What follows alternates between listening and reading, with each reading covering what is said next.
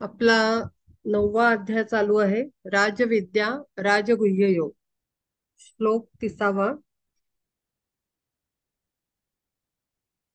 अपि चेत सुदुराचारो भजते मामनन्य भाग साधुरेव समंतव्य सम्यग्व्य वसितो हि सः. ऐशा प्रेम भावे भजेलो जो माते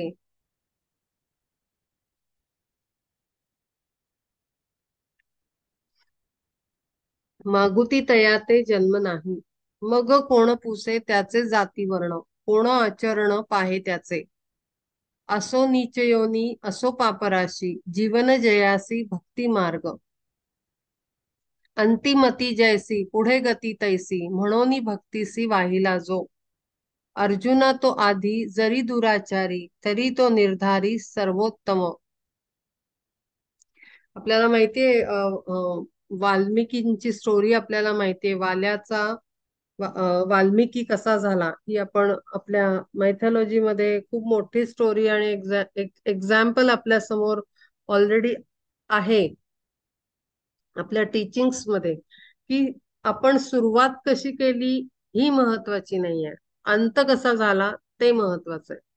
इवन आपण काम करतो हे हा हा हे जे प्रिन्सिपल आहे, जे मी आता वाक्य बोलले, ते आपण सगळीकडे अप्लाय करतो. कशाचा अभ्यास करत असेल परीक्षेचा, सुरुवात कशी झाली, काय काय प्रॉब्लेम्स आले किंवा काय विकनेसेस होते आपल्यामध्ये, काय कमिया होत्या, त्या महत्वाच्या नसतात. एंडिंग रिझल्ट आणि त्या मोमेंटला आपली तयारी लास्ट एक्झामला ती महत्वाची आहे. आपण नेहमी ती शेवटचा रिझल्ट आणि शेवटचा एक्झाम द्यायच्या आधीची आपली कंडिशन, नॉलेजच्या अकॉर्डिंग, एबिलिटी, इंटेलिजन्स, त्यावेळेला आपली काय स्थिती असे, आपण किती ग्राह्य घेतलेलं असतं नॉलेज, त्याच्यावर डिपेंड असतो रिझल्ट. आणि म्हणून ते म्हणतायत की कसं तुम्ही प्रेमाने कसं, मागे आपण पाहिलं मागच्या वेळेला की पूजा अर्चा काय करता, काय देता, काय ठेवता माझ्या पुढे, कसला प्रसाद दाखवता, ते काहीही महत्वाचं नाहीये. तुमचा प्रेमभाव महत्वाचा आहे. हृदयामध्ये काय स्थिती आहे तुमच्या, काय समजून तुम्ही परमात्म्याचं भजन पूजन करताय ते महत्वाचं आहे. आणि आपल्याला समाजामध्ये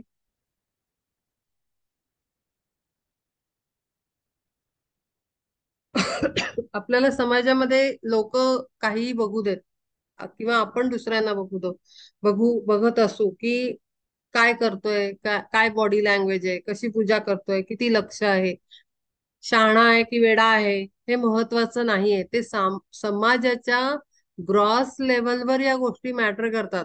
सटल लेवलवर या सगळ्या, सटल म्हणजे सूक्ष्म, ग्रॉस म्हणजे जड. जे नवीन लोक आहेत, काही शब्द मी वेगळ्या पद्धतीनं वापरते तर समजून घ्यायचं. ग्रॉस म्हणजे जड, जडामधली दुनिया, म्हणजे जी जड म्हणजे आपण ज्या दुनियेत आपण आहोत ती जड सृष्टी आहे. आणि सूक्ष्म सृष्टी म्हणजे आपला आत्म्याची शक्ती आणि परमात्म शक्ती आणि आणखीन काही एनर्जीज आहेत. आता एक मिनिट, मी बघते कोण कोण आहे. कोणी नवीन असेल तर मी इंट्रोडक्शन देते या गोष्टींचं. हा, तर आता मी काही इन्व्होकेशन मध्ये काही काही एंजल्सचा, काही ग्रेट बिंग्सचा उल्लेख केला. तर त्याचं कारण असं आहे की ह्या अनेक प्रकारच्या दैवी शक्ती, आपण देवदूत म्हणतो मराठीमध्ये त्यांना, तर अशा प्रकारच्या एंजल्स किंवा देवदूत किंवा काही ग्रेट बिंग्स जे ग्रॉस लेवल वरनं मूव्ह ऑन केलेलं आहे त्यांनी. म्हणजे काय की जडातनं ते उन्नती करून आत्म्याची, ते सोल एका सटल प्लेनवर सेट झालेले आहेत, निघून गेलेले आहेत, खालनं वर मुक्त झालेले आहेत ते आपल्या जडाच्या दुनियेतनं, जड सृष्टीतनं. ते लोक पुढे जाऊन आपला मार्ग निवडतात. काही एंजल्स म्हणून काम करायचं मंजूर करतात. ते सांगतात की आम्हाला एंजल्स बनून राहायचंय, आम्हाला लोकांना इनविजिबल फॉर्म मध्ये हेल्प करायचे, म्हणजे आपल्याला दिसत नाहीत ते, पण ते असतात देवदूत. तर ते अशा प्रकारच्या अनेक शक्ती मानव जीवनामध्ये प्रत्येक जीवाला, प्रत्येक प्राण्याला इनविजिबल राहून मदत करत असतात. माणसाला वाटतं ही सृष्टी सगळी मी चालवतो, माझ्यामुळे कंपनी चालते, माझ्यामुळे अकाउंट चालतं, माझ्यामुळे घर चालतं, माझ्यामुळे मी चालतो, मी सगळं करतो.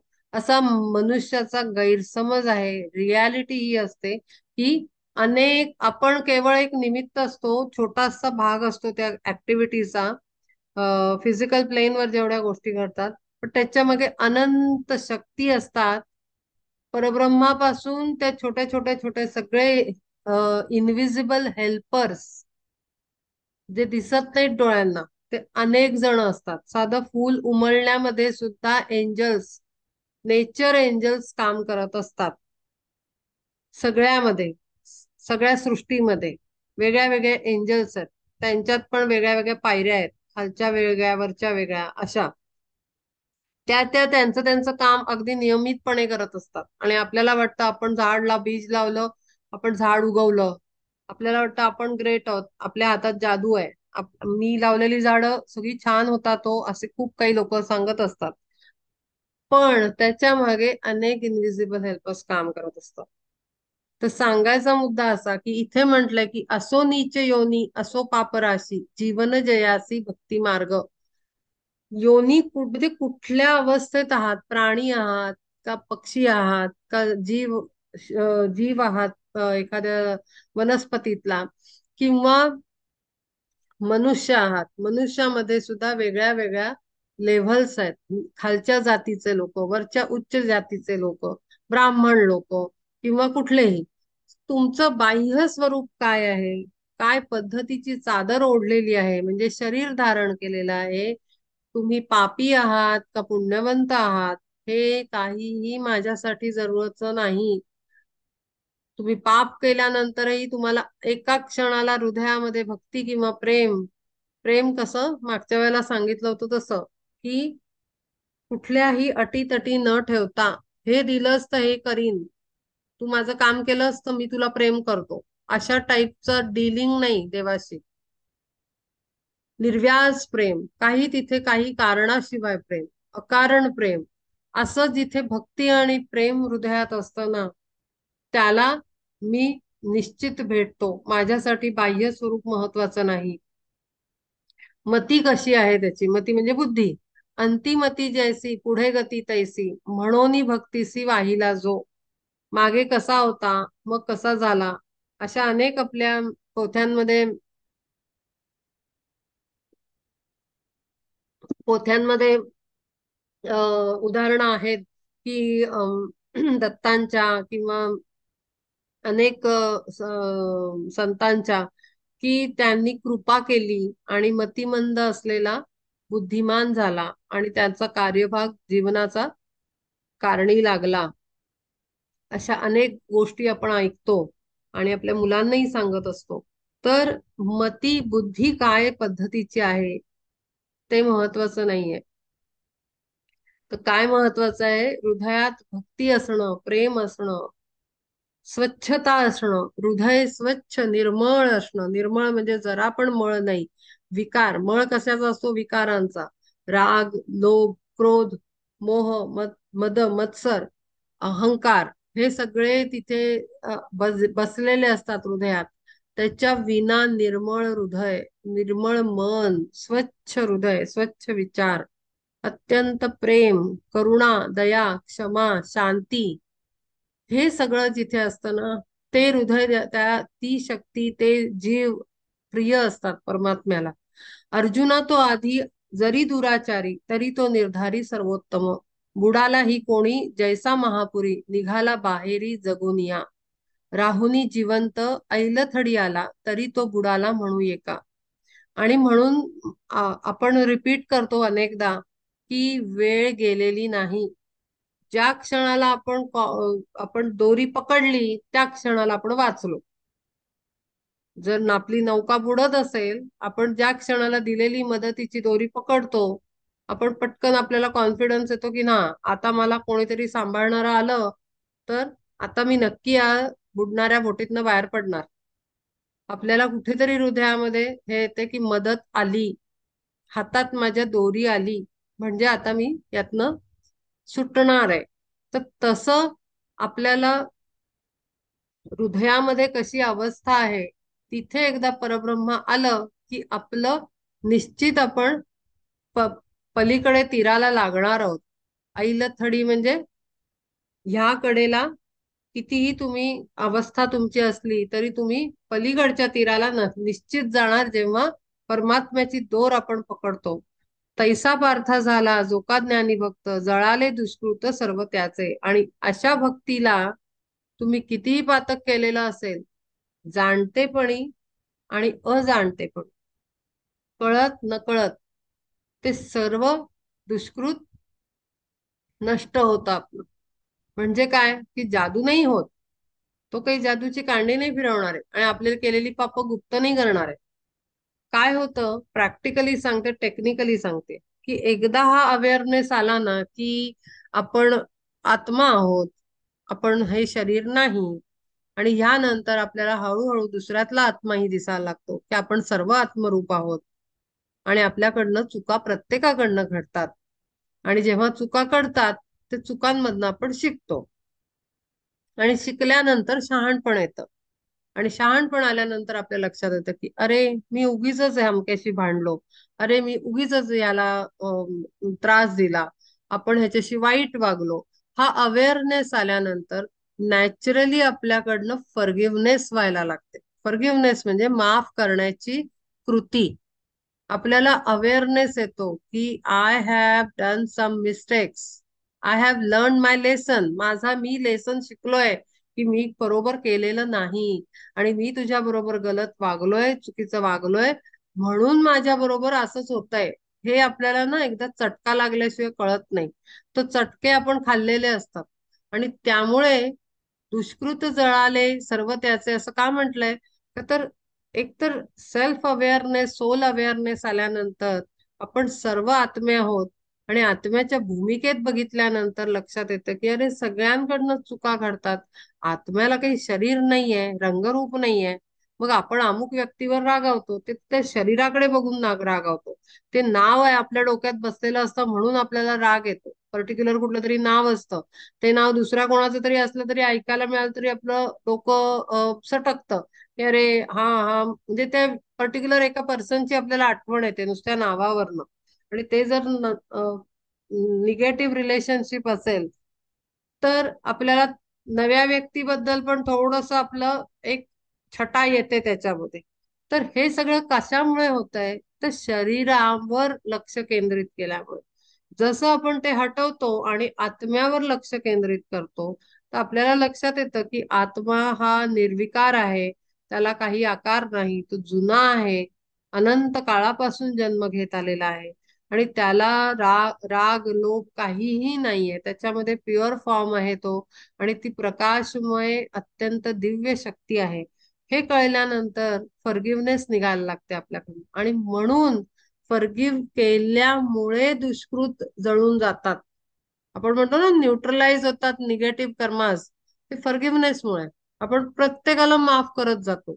आणि कदाचित अवेअरनेस आल्यावर आपण जुन्या आपल्या गेलेल्या नातेवाईकांना पण, फॉरगिव्हनेसला मर्यादा नाही. आपण जिवंत आणि मृत व्यक्तीला, दोन्हींना आपण फॉरगिव्हनेस करू शकतो आणि केलीच पाहिजे. आपल्याला रिलीज करायचंय सगळं, इथलं इथे सोडून जायचंय. त्यामुळे ती फॉरगिव्हनेस केल्यानंतर दुष्कृत आपलं जळून जातं. आणि म्हणून त्याचं तो उज्ज्वलित होतो आणि तो निखरून निघतो तो भक्त, चाहे पहिले त्यांनी काहीही केलेलं असलं तरी. असा अर्थ तिथे सांगितलाय. ते काही ते जादू करत नाही. तैसा पार्थ झाला जो का ज्ञानी भक्त. पण जो ज्ञानी होतो ना, त्याला ज्ञान येतं. ज्ञान म्हणजे प्रकाश. प्रकाश असतो तो अंधकाराला दूर करतो.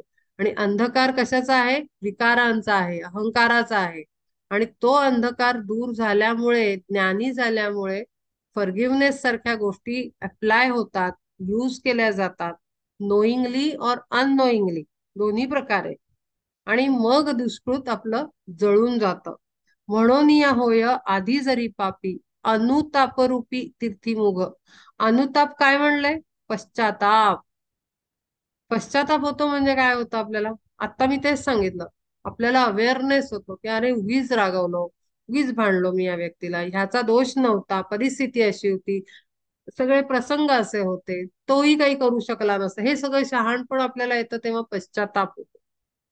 आणि तेच म्हटलेलं आहे की कसं दुष्कृत जळतं तर पश्चाताप रूपी, अनुताप रूपी तीर्थात डुबकी मारल्यानंतर, अवेअरनेस आल्यानंतर आपल्याला ज्ञानी भक्ताला जागृती येते आणि तो माफ करून टाकतो की अरे बाबा रे चुकलं, मला क्षमा कर. मी जे काही त्रास, राग, निगेटिव्ह एनर्जीज, निगेटिव्हिटी थ्रो केली तुझ्याकडे, त्यासाठी मला क्षमा कर. आणि तू जी काही केली असेल, तू काही जे निगेटिव्ह एनर्जीज माझ्याकडे पाठवल्या असतील, राग, क्रोध, माझा द्वेष केला असेल, माझ्याबद्दल वाईट साईट बोलला असेल चार लोकांबद्दल, त्या सगळ्यासाठी मी तुला माफ कर. असं दोन्ही साईडनी करावं लागतं.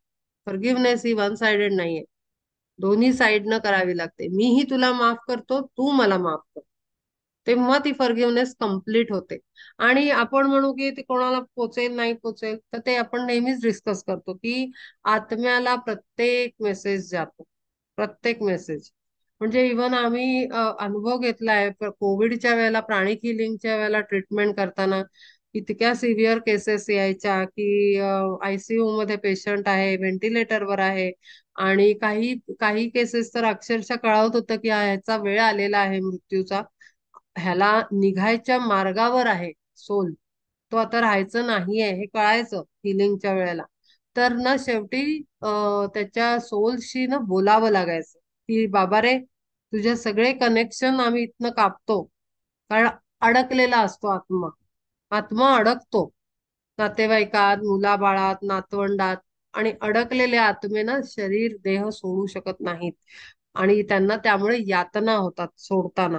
तर ते हिलिंगच्या वेळेला जसा मेसेज यायचा, येतो मेसेज, हिलिंग करताना आपल्याला मेसेज येतो, गायडन्स येत असतो प्रत्येक सोलसाठी. तर तो त्या आल्याप्रमाणे त्याला जर सुटायचं असेल तर त्याचं त्या पद्धतीनं हिलिंग केली जायची. मी म्हणतच नाही मी करते किंवा केली होती, मी म्हणतेय की आमच्याकडनं तशी केली जायची की त्याला काहीतरी गरज आहे त्या सोलला, त्याला रिलीज व्हायचंय. तर तशी हिलिंग मध्ये पण चेंजेस व्हायचे आपोआप, इंट्युशन लेवलवर. आणि ती हिलिंग करून केल्यानंतर, ती हिलिंग झाल्यानंतर काही वेळातच मेसेज यायचा की अमुक पेशंट गेला, तो डिपार्टेड सोल झाला, तो इथनं निघाला. तर काय की अल्टिमेटली त्याला जे अडकाअडकी झालेली असते ती एनर्जी लेवलवर रिलीज केल्यानंतर तो निघून जातो. कमसे कम ती जी त्रास चालू असतो आतमध्ये, ते बॉडीमध्ये स्ट्रगल, तो रिलीज होतो, तो पेन मधनं बाहेर येतो. तर अशा पद्धतीनं ह्या सगळ्या गोष्टी होत असतात. तर आतमध्ये आपल्याला ना फॉरगिव्हनेस आतून, मीही तुला माफ करतो, तू मला माफ कर, या अनुताप रूपी तीर्थामध्ये एक डुबकी मारली की आपणही रिलीज, आणि तोही सोल त्यातनं फ्री होतो कर्मबंधनातनं. करोनी स्नान झाला तो पावन, माते उपासून सर्व भावे, पवित्र होतो तो. तरी तयाचेची पवित्र ते कुळ, जन्मतो निर्मळ तयाचाची. जन्मोनिया तोची जाहला कृतार्थ, सकळ शास्त्रार्थ तोची जाणे.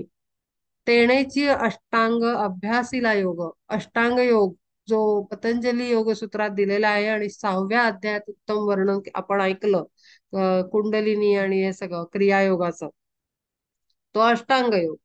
तेणेची अष्टांग अभ्यासीला योग, तेणे तप चांग आचरिले. जया माझे ठाई अखंड आवडी, पावे पैलथडी कर्माची तो. आता मी आज सकाळी एक मेसेज टाकला होता की कर्मबंधन काय असतं ते थोडस आणखीन डिटेल मध्ये मी शेअर करीन, जेणेकरून सिरियसनेस येईल आपल्या हर ऍक्शन, थॉट आणि स्पीचचा. अत्यंत आवश्यक आहे ही गोष्ट. आता होतं काय की आपण खूप रोज जगताना, आपण श्वास घेत असताना अनंत कर्म प्रत्येक दिवसाला करत असतो. कोणाशी आपण फोनवर बोलतो, कोणाशी आपण व्यवहार करत असतो, आपल्या घरात कामवाली बाई येते, माणसं येतात, घटना घडत असतात.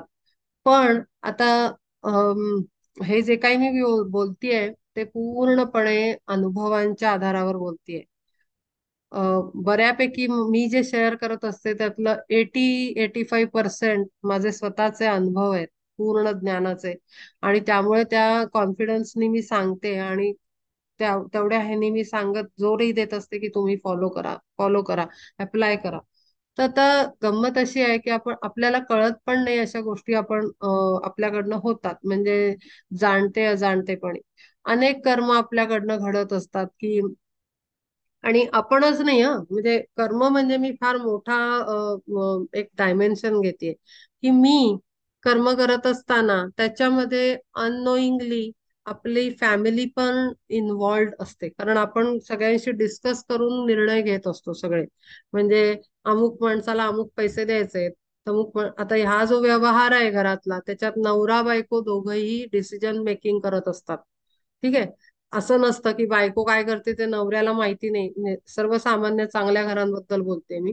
तर तिथे डिसिजन मेकिंग झाल्यानंतर कृती होताना त्याच्यामध्ये दोघंही पार्टिसिपेटेड असतात. चाहे ते देताना जर पैसे मी दिले असतील तर त्याच्यात नवरा कार्यभाग नाही असं होत नाही, पार्टनरचा पण त्याच्यात हिस्सा आहे, कारण डिसिजन दोघांनी मिळून झालेला आहे. तर अशा प्रकारचे व्यवहार आपण दिवसभरात खूप करतो. आपण फोनवर बोलत असतो, आपण अननोईंगली बरेच प्रॉमिसेस करत असतो, असं करू तसं करू तसं करू, हा मी करीन, हा मी येईन, हा असं होईल.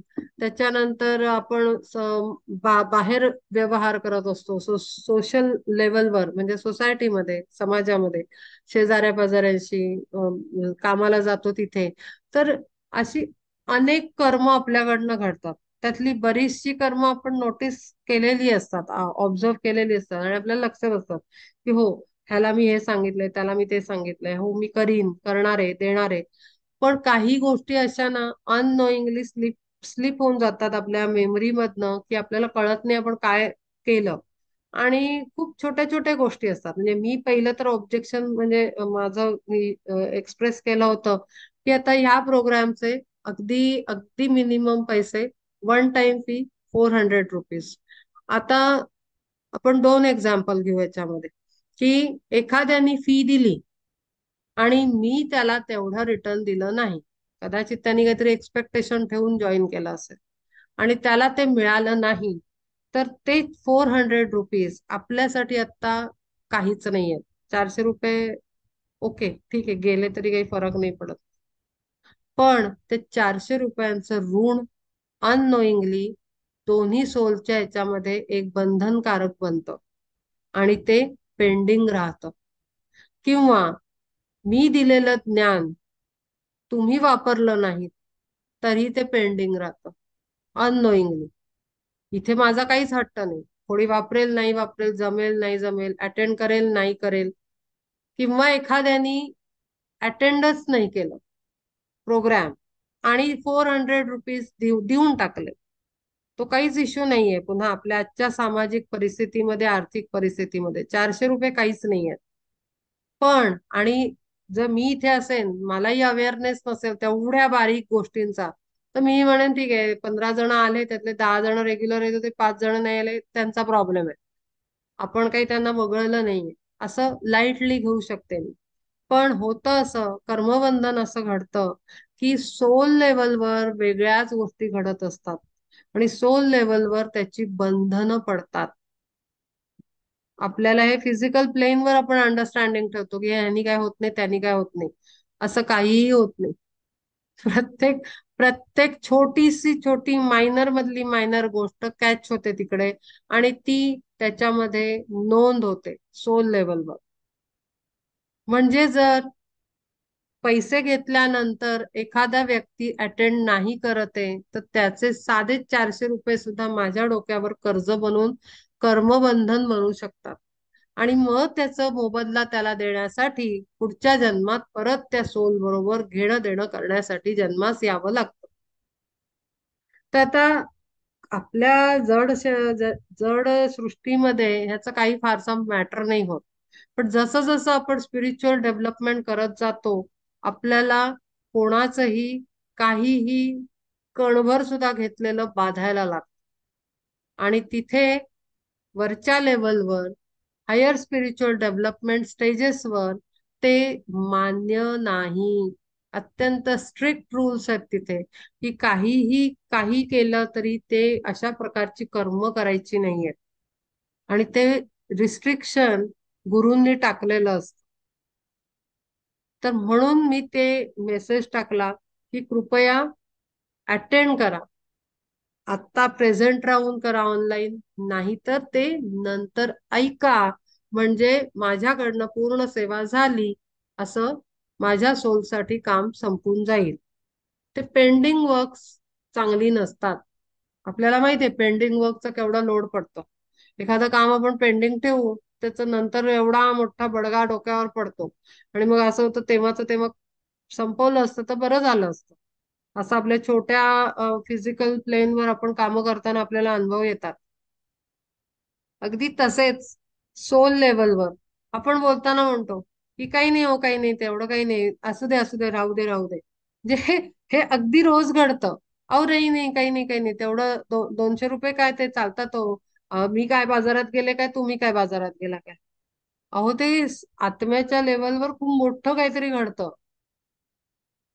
म्हणजे फार विचित्र आहे हे सगळं. आणि माणसाला याचा सिरियसनेस नसतो. आणि त्यांनी कर्मबंधनं इतकी बारीक बारीक बारीक बारीक बारीक बारीक, म्हणून आपल्या भोवती एवढी माणसं असतात ज्यांचं कर्मबंधन संपतं ना, त्यांना यावंच नाही लागत. ते आपण मागच्या वेळेला बघितलं, भाजलेलं दग्ध बीज. त्यांना काहीच उरत नाही, कारण कोणाचं ना घेतलेलं असतं ना कोणाला जास्त दिलेलं असतं. येतात ते अवतार बनवून. आणि म्हणून आपल्याला अनंत जन्म, कित्येक कोटी सांगितलंय, 84 कोटी, 84 लक्ष काहीतरी. तर ते का घ्यावे लागतात एवढे? ते त्यामुळे घ्यावे लागतात. अगदी छोट्या छोट्या छोट्या छोट्या छोट्या गोष्टी असतात. तेवढ्या तेवढ्या तेवढ्यासाठी आपल्याला आपल्या जीवनात येतात ना माणसं. कारण नुसता ट्रेनमध्येच भेटला, मग त्यांनी आपल्याला चहा पाजला, आपण त्याला चहा पाजला, है ना. आपण नाही नाही, कोई बात नहीं, कोई बात नहीं, रहने दो मैंने दे दिया. ते मागच्या जन्मीचं कुठलं तरी चहाचे पैसे राहिले असतील, तो मनुष्य देऊन जात असेल. कळलं. तर म्हणून ना खूप बारीकीनं स्पष्ट मत माझं असं आहे की अत्यंत स्ट्रॉंग प्रिन्सिपल्स फॉलो करावेत माणसानी. की द्यावं, पण मर्यादेच्या पलीकडे ओझं होईल दुसऱ्याला इतकं पण देऊ नये. आणि घ्यावं तर ते जेवढा अधिकार असेल तेवढंच घ्यावं. कारण गिव्ह अँड टेक खूप मेजर इश्यूज करतात आणि कर्मबंधनात मोठ्या प्रमाणात अडकवतात. अगदी क्षुल्लक गोष्टीचं सांगितलं मी, की छोट्या छोट्या गोष्टी असतात तर त्या राहून जातात. आता एक गंमत सांगते, एक एक्झाम्पल सांगते. की मध्ये मला असं म्हणजे खूप महिन्यांपूर्वी काय पोट वगैरे बिघडलं. माझ्याकडे त्यावेळेला औषध नव्हतं. माझ्या नेबरनी मला औषध दिलं.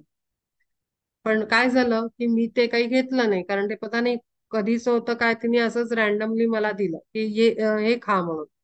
पण मी खाल्लं नाही. ठीक आहे. त्याच्यानंतर मी लगेचच दुसऱ्या दिवशी जाऊन डॉक्टरकडे जाऊन औषध आणलं. पोट बिघडलेलं काय सिव्हिअर होतं, आणलं. गंमत म्हणजे आपण असं जनरली मागत नाही दिलेलं औषध वापस द्या म्हणून. पण म्हणतो दिलं औषध, दिलं म्हणजे दिलं. आपल्यात काही कॉन्सेप्ट अशा पण आहेत की एकदा द्यायचं म्हणजे द्यायचं, परत नाही घ्यायचं. ठीक आहे. आता हा सिंपल काही लोकांचे अंडरस्टँडिंग असतात. पण गमतीशीर बात अशी की त्या माझ्या नेबरनी मला विचारलं कसं आहे काय आहे सगळं विचारलं, आणि त्याच्यानंतर ते औषध ठेवलेलं वापरलंय का. तर मी म्हणलं नाही, म्हणलं नाही वापरलंय. मी खोटं कशाला बोलू, म्हणलं नाही वापरलं, मी डॉक्टरकडे जाऊन आणलं. नाही, मग ते मला वापस मिळेल का. म्हणलं हो बिलकुल, घे घे म्हणलं. कशाला ठेवू मी माझ्याकडे, अख्खी स्ट्रीप आहे, तुझ्या कामात येईल. मी लगेचच तिला देऊन टाकली. पण जर मी कदाचित दिलं नसतं तर ते कुठेतरी त्या व्यक्तीच्या डोक्यात राहिलं असतं की अरे माझी एक मेडिकल स्ट्रीप दवाईची ती राहिली तिच्याकडे, दिलं नाही. म्हणजे जर मनुष्य मागतोय तर त्याला ते दिलं पाहिजे. एका सर्टन लेवलला आपल्याला अशा आज्ञा येतात की जो तुझ्याकडे येईल, जसं कर्ण, कर्ण होता, दानी म्हणला जातो कर्ण.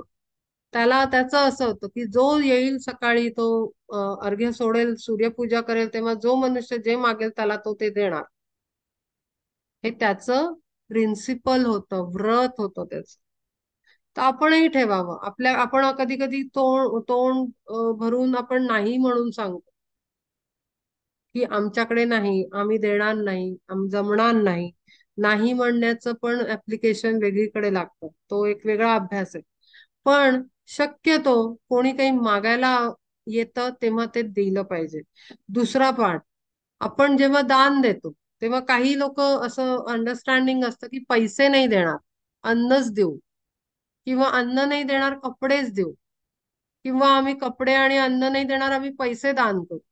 प्रत्येकाचं आपलं अंडरस्टँडिंग आहे. पण त्यापेक्षा असं ठेवावं, एखाद्याला आपण पैसे नको आहेत तरी आपण पैसे देतोय, त्याला बिचाऱ्याला अन्न पाहिजे, अगदी हातात आत्ता पाहिजे का त्याला काहीतरी खायला, आणि आपण पैसे दिले. मग तो जाईल, खाईल, त्याच्यात त्याची काय अवस्था होईल, त्याचं किती तडतड होईल जीवाची, आत्म्याची, त्याला यातना भोगाव्या लागतील आणखी. त्याला त्या पैशाचा काही उपयोग नाही, तिथे दुकानच नाही. त्याला अन्न खावं वाटतं, त्याला जेवण जेवावं वाटतं, पण आपण त्याच्या हातात 10 रुपये ठेवू. बाजूला ठेला आहे जेवणाचा, पण तिथे 10 रुपये जेवण नाही मिळत आहे. मग तो 10 रुपये त्याच्या काय कामाचं आहे? प्रॅक्टिकली विचार करायचा. तर जो मागतोय जेवण द्या, त्याला जेवणच द्या. जो म्हणतोय माझ्याकडे कपडे नाही आहेत, त्याला कपडेच द्या. जो जे मागतो ते त्याला द्यावं. हे सिंपल प्रिन्सिपल, त्याला दान म्हणू शकतो आपण. थोपायचं नाही आपल्याला ज्ञानाच्या नावावर, लोकांच्या डोक्यावर काही. आपल्याला थोपायचं नाहीये, आपल्याला पाहिजे तसं आम्ही दान देऊ असं नसतं. दान त्यालाच म्हणतात की जे जो मागतो ना त्याला ते दिलं. एखादा सल्ला मागतो तुमचा फोन करून, मी काय करू, त्याला सल्ला द्या. आणि दिल्यानंतर म्हणा, रामाने शिकवलं, परब्रह्माने ज्ञान दिलं म्हणून मी ते ज्ञान त्याला देऊ शकलो, त्याला सोल्युशन देऊ शकलो. एखाद्याचं नुसतं ऐकून घ्यावं, मन अत्यंत विचलित असतं. एखादी मैत्रीण, नातेवाईक खूप दुःखी असतो, त्याला असं वाटतं आपलं दुःख कोणीतरी ऐकून घ्यावं. त्यांनी त्याचं फक्त आपण ऐकून घ्यावं. काही वेळेला काही माणसांना सल्ला द्यायची कंडिशन नसते, ते ऐकायच्या सिच्युएशन मध्येच नसतात. बिचारे इतके हे डिस्टर्ब असतात की त्यांचं ऐकणं कोणीतरी गरजेचं असतं, मग तिथे ऐकायचं. म्हणजे काय, की विवेक, काय आपल्याकडनं अपेक्षित आहे या आत्म्याला हे ओळखलं पाहिजे. ह्याच्यासाठी सुद्धा विवेकच हवा. कारण विवेक नसेल तर आपण आपल्या बुद्धीच्या मनोव्यापारात व्यापार करतो, आपल्याला पाहिजे तसं करतो आपण, पण समोरच्याला ते नको असतं. असो जेणे मनोबुद्धीचे साचार, सर्व ही व्यापार करोनिया, एकनिष्ठारूपी भरोनिया पेटी, ठेविली किरीटी मज माझी. क्षिप्रम भवती धर्मात्मा, शश्वन् शांती निगच्छति, कौंतेय प्रतिजानीहि, न मे भक्त प्रणश्यति. पावेल तो भक्त मज कालांतरी, म्हणशील जरी ऐसे पार्था, तरी नित्य करी अमृती जो वास, वाधेल तयास काय मृत्यू. जिये वेळी नाही सूर्याचा उदय, बोलती समय रात्रीचा तो, माझ्या भक्ती विण तैसे जे जे होय, ते नव्हे काय महापाप. म्हणून आता तयाची चित्ता, माझी प्राप्त होता जवळीक, पावला तो माझे तत्वता स्वरूप, राहिला मद्रूप होनिया. परमात्म्या व्यतिरिक्त काहीही नाही, असं असं परमात्मा हृदयात न ठेवता जे कर्म करतो ते पापकर्म आहे, असं ते म्हणतायत. की मी जिथे असतो तिथे कशाची भीती नाही, माझा जिथे वास आहे हृदयामध्ये. आणि हे सगळे टीचिंग्स आहेत ना, हे नुसतं हो आम्ही रोज गणपतीला बसतो, हो माझी देवी, त्याला त्याच्यासाठी नाही आहे. हे खूप वेगळं काहीतरी सांगितलंय. हे परमतत्वाच्या अंडरस्टँडिंगनी जगण्याचा उद्देश आहे. आपण देवतांना आपल्या मनात देवता कोणत्या असतात त्याच्याबद्दल नाही, हा खूप मोठा डिफरन्स आहे. प्लीज समजून घ्या.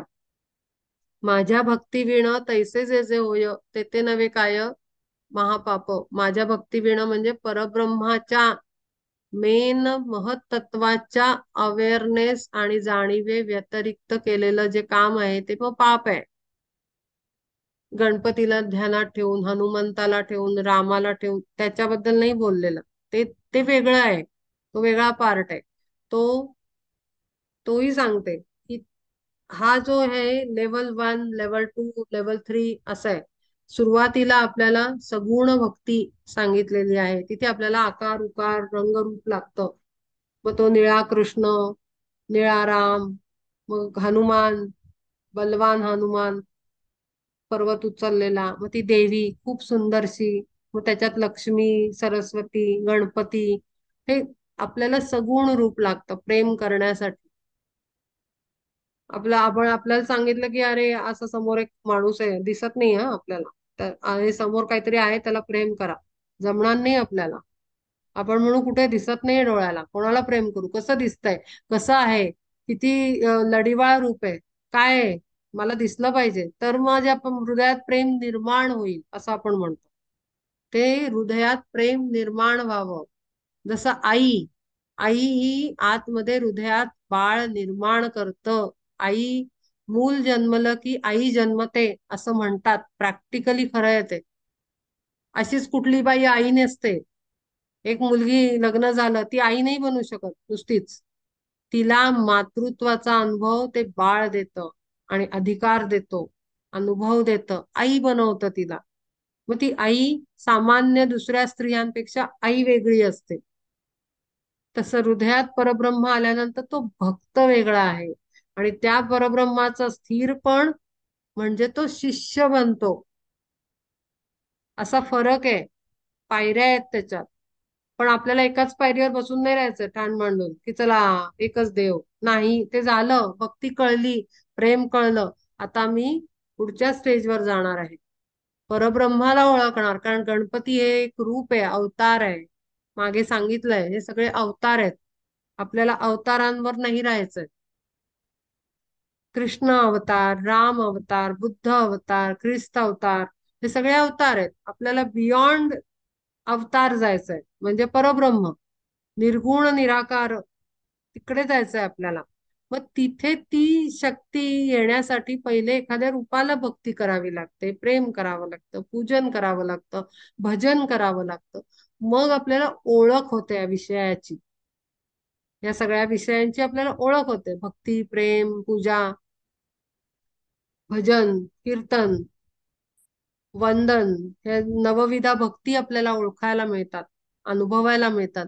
मग आपण परब्रह्माकडे जायचं, सगुणाकडून निर्गुणाकडे जायचं, मग जायचंय. पण आपल्याला आधी सगुण लागतं.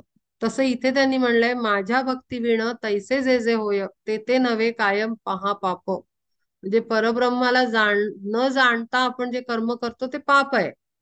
कारण त्याला जाणल्यानंतर मगाशीच सांगितलं काय काय चेंजेस येतात, कसं आपण प्युरिफिकेशन होतं आणि आपलं फॉरगिव्हनेस होऊन पाप नष्ट होतात. म्हणून आता तयाची अचित्ता माझी प्राप्त होता जवळीक, पावला तो माझे तत्वता स्वरूप, राहिला मद्रूप होऊन या. ज्याला चित्तामध्ये, हृदयात, विचारात, कणाकणात, आत्मशक्तीमध्ये, अंतर्ज्ञानात परब्रह्म कळतं, तो तत्स्वरूप होतो. त्याला कळतं की हे काहीतरी प्रचंड शक्ती आहे, अत्यंत सुंदर आहे, दिव्य आहे, एक ब्लिसफुल कंडिशन, महत आनंद हृदयामध्ये. मी नेहमी सांगते की नुसतं आठवा की हृदयामध्ये कसं सांगू नाही शकत, वर्णन नाही करू शकत. उक्याने गुळ खादिला गोडी नाहीये सांगायला, जे ह्यांनी म्हटलंय, अगदी तशी अवस्था येते, ब्लिस, आनंद. हृदयातला परमानंद काय असतो, परमात्मा आनंद, तो सांगू शकत नाही. तिथे आपण मुके होऊन जातो. जसा मुका गुळाची चव सांगू नाही शकत किती गोड आहे, तसं मी पण नाही सांगू शकत, कोणीच नाही सांगू शकत. तो ज्याचा त्याने घ्यायचा अनुभव आहे, प्रचिती आहे, आत्मप्रचिती शेवटची, ती इथे घ्यायची आहे. आणि तो जेव्हा तत्स्वरूप होतो तेव्हा तो मद्रूप होतो, म्हणजे त्याच्या रूपाशी एकरूप होतो, तो वेगळा राहू शकत नाही. पावला तो माझे तत्वता स्वरूप, राहिला मद्रूप होऊन या. कोणता आदिल नये ओळखिता दीपेची लावता दुजा दीप. आदिल म्हणजे अगोदरचा. सगळे दिवे लावल्यानंतर आपल्याला कळतं का? पणत्या लावतो आपण. आपल्यालाच लक्षात येत नाही पहिली पणती कोणती लावली होती. जर अनेक अशा ओळीने लावल्या किंवा गोल आकारामध्ये जर पणत्या लावत गेलो तर सुरुवात कुठून केली आपल्याला तेच आठवत नाही. तैसा भजे माते सर्वत्र सर्वस्व मानोन मीच होतो होन ठाके पार्था. आपण वेगळे होऊच नाही शकत. तो कोणता मी कोणता हे कळेनसं होतं. प्रचंड प्रेम हृदयात, दुसरं काही नाही. मग तिथून दुसऱ्यासाठी सुद्धा प्रेमाचा झरा, सर्व जीवांसाठी सर्वत्र तोच. मग नित्य शांती माझी स्थिती कांती सर्व ही ती होती तया प्राप्त.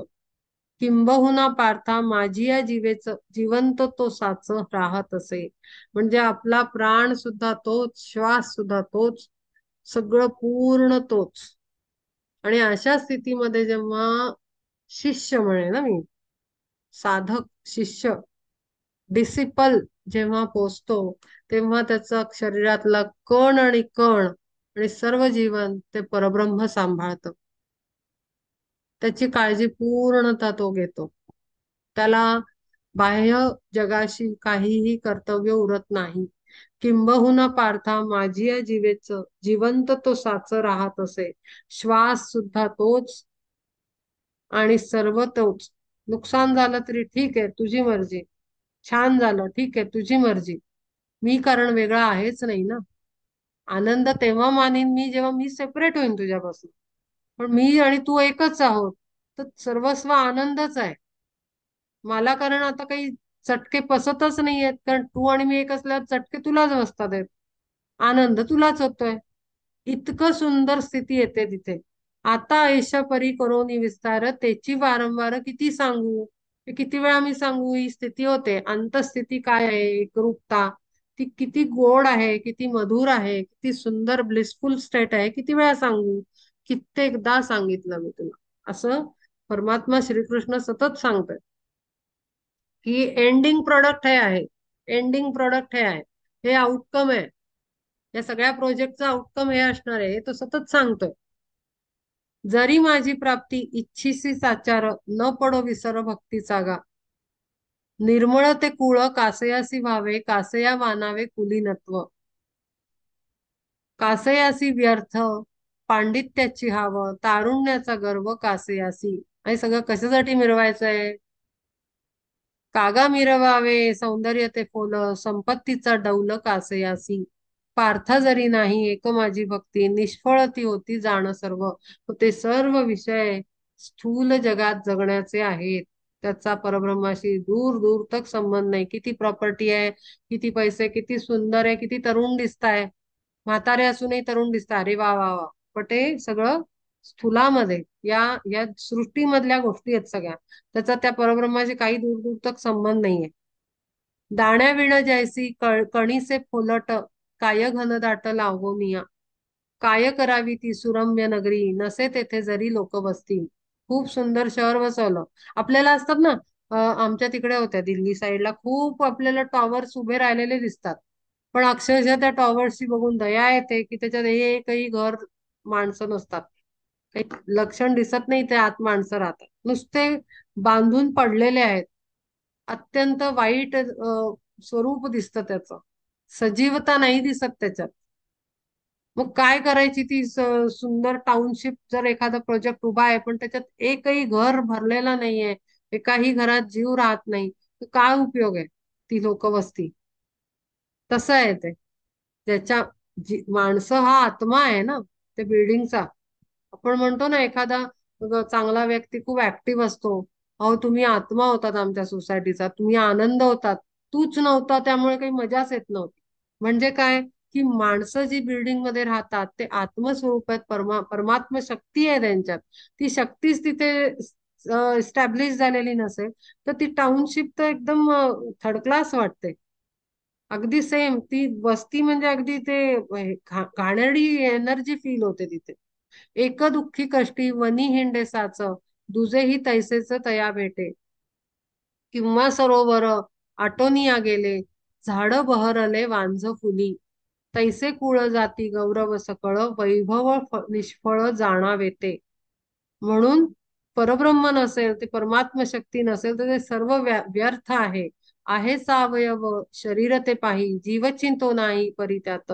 पडलेलं असतं ना, मृतदेह असतो, पण त्याच्यात ती एक स्पार्क, एनर्जी, करंट जो आत्मरूपात आहे. आत्मा मी मागच्या वेळेला सांगितलं होतं, मागच्या सेशनला. आत्मा काही शेप वगैरे नाहीये त्याला, चौकोनी, उभा, आडवा, जाडा, पातळ असं काही नाहीये. आत्मा ही एक एक सटल सूक्ष्म ऊर्जा आहे. आणि ती एक फ्रिक्वेन्सी आहे, एनर्जी फ्रिक्वेन्सी. ती अशी झपकन निघून जाते देह सुटतो तेव्हा. आणि मग हळूहळू मागच्या वेळेला ज्या मी पेनड्राईव्ह म्हणल्या होत्या, पेनड्राईव्ह असतात आपल्या ह्याच्यात. Emotional pen drive, mental pen drive, seed म्हणतात त्याला. ते झप झप झप कनेक्शन डिस्कनेक्ट होतं आणि ते सगळं आपलं जातं. मागच्या वेळेला सांगितलं होतं ना, आनंद आपल्याबरोबर जाणार, दुःख आपल्याबरोबर जाणार, हेवे दावे केलेले दुसऱ्यांचे तेही जाणार, मग पुढच्या वेळेला ते वापस मिळणार समोरकडनं. मग आपण डोकं फोडणार की मला हा हेवा करतो, भांडतो, कारण ते पेनड्राईव्ह मधनं गेलेलं आहे. ते फॉरगिव्हनेस करून घालवलं नव्हतं, म्हणून ते पुढे गेलं. तर ते सगळं ते पेनड्राईव्ह मधनं जाणार. आत्मा जातो, त्याच्याबरोबर ती एनर्जी पण मागणं गाडी जाते, इंजिनच्या मागे डबे जातात तसं. तैसे भक्ती विण जळोते जीवन भुवरी पाषाण काय थोडे. दगडच आहोत आपण. मग जर आपल्याला ती परब्रह्म शक्ती कळली नसेल तर आपण आपली मजा केली आणि चाललो वर, मजा केली चाललो वर, आलो मजा केली चाललो वर. त्याला काही अर्थ नाही जर ते परत येण्याचं कारणच नाही कळलं आपल्याला तर. हिवर तरुची दाट छाया झाली तरी ती वाळिली सज्जनांनी. तैसे पुण्य जात धनंजया जाण गेले डावलो न भक्ता ते. निंब निंबोळ्यांनी ओथंबून आला सुकाळ तो झाला कावळ्यांसी. तैसा भक्तिहीन करंटा केवळ वाढला सकळ दोषासाठी. षड्रस पक्वान्न खापरी वाढवणं ठेविले नेऊन चव्हाट्यात. तरी ते खाओ न टाकीती श्वानेच तैसे जिणे साच अभक्ताचे. अर्जुना स्वप्नी ही सुकृत जो नेणे आमंत्रिले तेणे भव दुःखा. म्हणून या कुळ नसो ते निर्मळ असो की चांडाळ हीन जाती. ह्याही वरी होवो पशुदेह प्राप्ती परी माझी भक्ती चुकू नये. आपल्याला असे अनुभव येतात ना, म्हणजे असं व्हिडिओ कधी कधी शेअर होतात की त्या मंकी येऊन बसतं भजनाच्या वेळेला. अमुक एखाद्या मंदिरात गायच येऊन बसते किंवा एखादं कुत्र येऊन बसतं. तर ते देह कोणता आहे ते महत्वाचं नाही, आत्मा किती समर्पित आहे ते महत्वाचं आहे. आणि म्हणून मी सारखं सांगेन की आपण फिजिकल प्लेनवर वेगळं रिॲक्ट करत असतो, वेगळं बिहेव करत असतो, वागत असतो, जगत असतो. आणि आत्मा लेवलला वेगळ्या गोष्टी घडत असतात. हा एक मेजर इश्यू आहे. आपल्याला वाटतं की आपण एक करतोय तेच सगळं होत आहे, म्हणजे कळायला लागल्यानंतर स्पिरिच्युअल पाथवर. पण ते तसं नाहीये. इनकार्नेटेड सोल, देहाला धरून इनकार्नेट झालाय, देहात एंट्री मारली आहे त्यांनी. तो देहाला धरून काय काय करतो आणि एका सटल प्लेनवर तो काय करत असतो उद्योग, त्या दोन्ही मध्ये सुद्धा फरक आहे. पण तो आता ह्या ग्रॉस लेवलवर त्याचा इतका मॅटर नाही करत. सटल सर्टन एका एनर्जेटिक प्लेनवर गेल्यावर या गोष्टी खूप मॅटर करतात. पाहे गजेंद्राने केला माझा धावा पाय नकरे जेव्हा धरी येला. सर्व भावे मज येताची शरण तया दिले स्थान माझ्या ठाई. तयाचे का आले पशुत्व ते आड भक्तीचा पवाड ऐसा जाण.